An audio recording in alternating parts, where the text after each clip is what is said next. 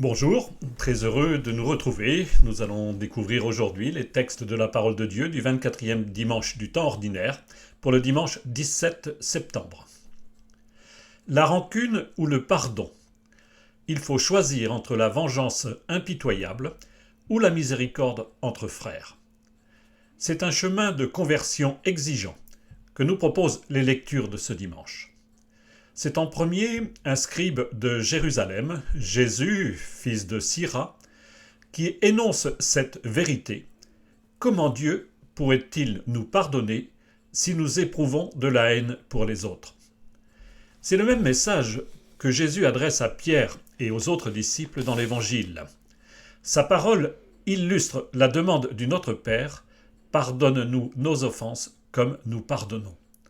C'est encore saint Paul qui, face à un problème dans la communauté, redit pourquoi il est essentiel de faire preuve de tolérance entre les frères. Mais écoutons d'abord des paroles pleines de sagesse du scribe Ben Sira et découvrons la première lecture. Jésus Ben Sira, le fils de Sira, est un personnage important à Jérusalem. C'est un amoureux de la loi. Et vers 200 à 180 avant Jésus-Christ, il décide de mettre par écrit ce qu'il a enseigné toute sa vie. Alors que le pays est occupé sous la domination des Grecs, Ben Sira veut défendre la foi juive qui risque de se diluer au contact de la culture grecque et des religions païennes. Du livre de Ben Sira, qu'on appelle aussi le Siracide, nous lisons au chapitre 27, le verset 30, puis au chapitre 28, les versets 1 à 7. Écoutons. Rancune et colère, voilà des choses abominables où le pécheur est passé maître. Celui qui se venge éprouvera la vengeance du Seigneur. Celui-ci tiendra compte rigoureux de ses péchés.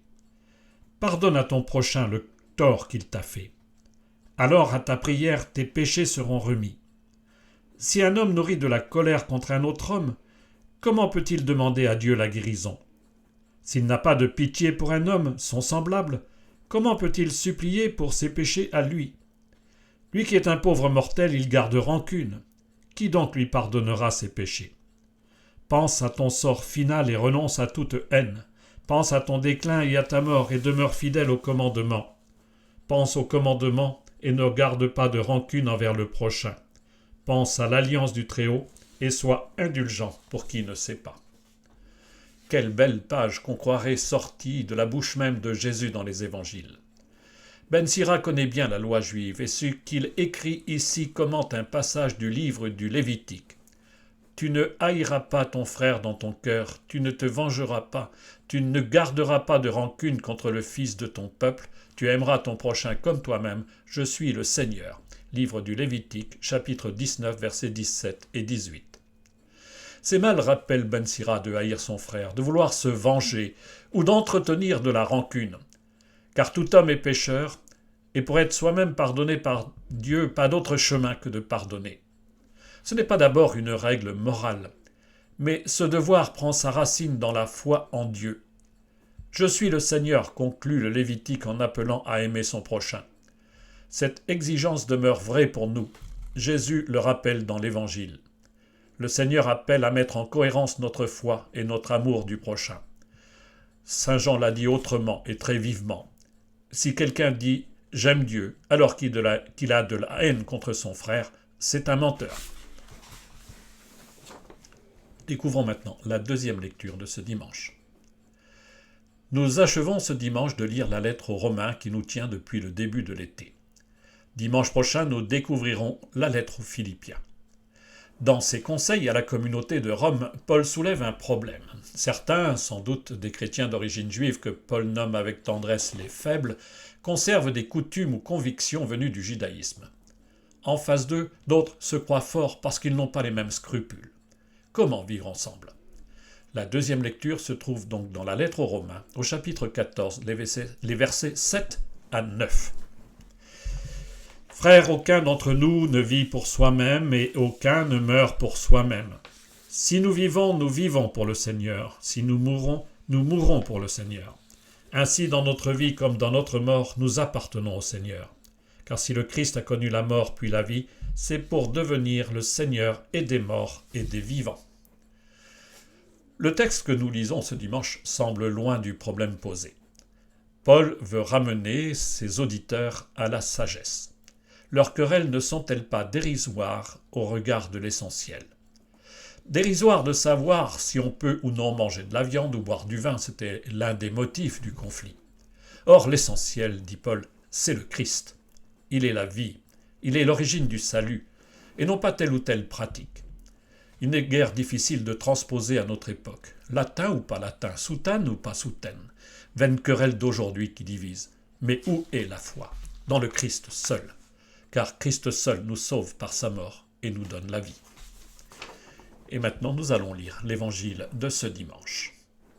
Matthieu, dans son évangile, continue de transmettre des paroles de Jésus qui s'adressent en priorité à ceux qui sont à la tête de la communauté.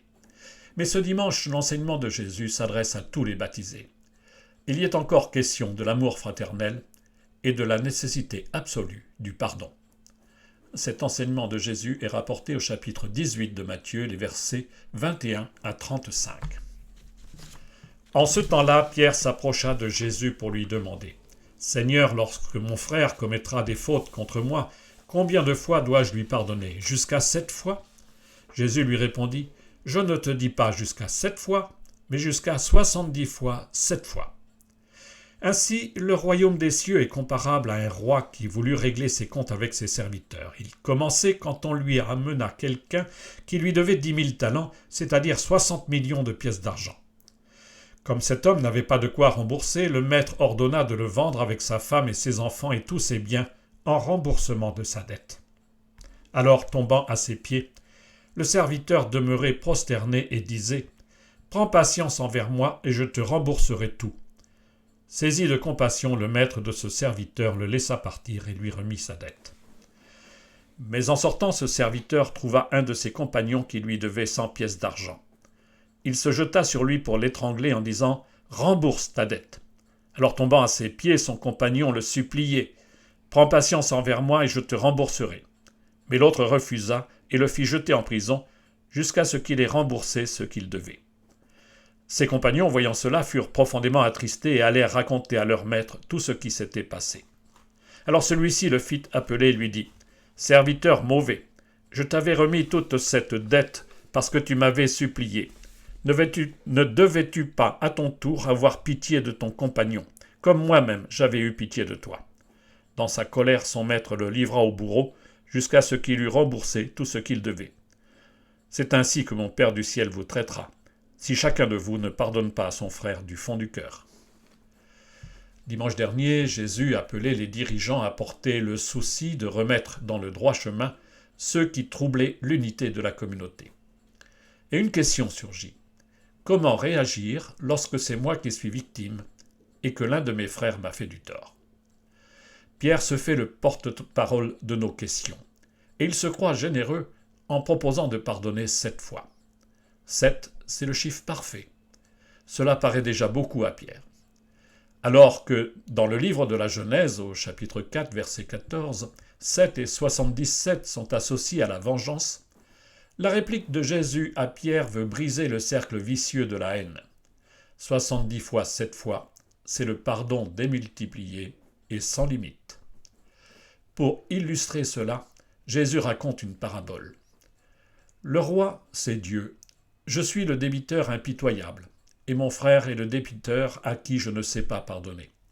Cette parabole illustre l'une des demandes du Notre Père que Matthieu et Luc expriment différemment.